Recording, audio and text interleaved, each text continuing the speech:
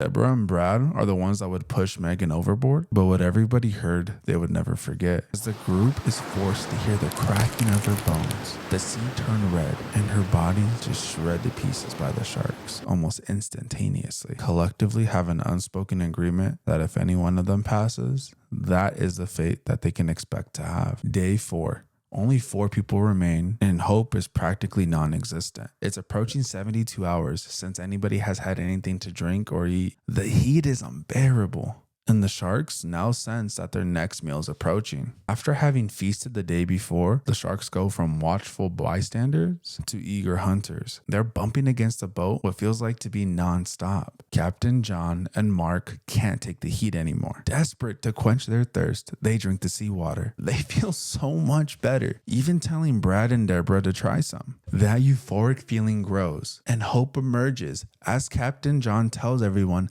that he sees land. They all just need to work together to row the boat to shore, but everyone's too tired to move. The captain getting frustrated and says, if none of you want to survive, fine by me. And he jumps into the water and starts swimming to shore until the sharks attack. Again, the bones crack, the sea turns red.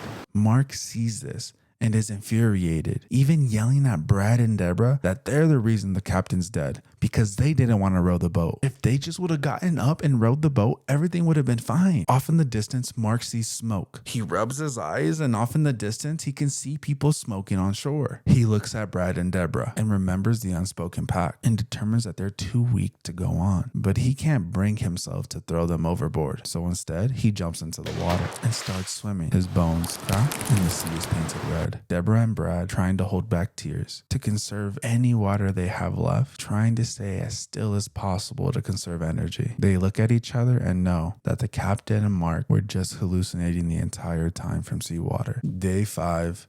And all hope is lost. The sharks stopped circling the boat and instead kept bumping it non-stop. Deborah and Brad know that they don't have too much longer to live and start thinking of ways in which their memory could be preserved so somebody could know what happened to them that day. That's when Brad starts yelling that he sees a ship. Deborah's scared because she knows that Brad is starting to hallucinate too. Realization starts to hit. She's about to be the last person alive from the crew. But Brad keeps yelling, insistent that he sees something. So she sits up and sees it, a Russian cargo ship that stops and rescues the both of them.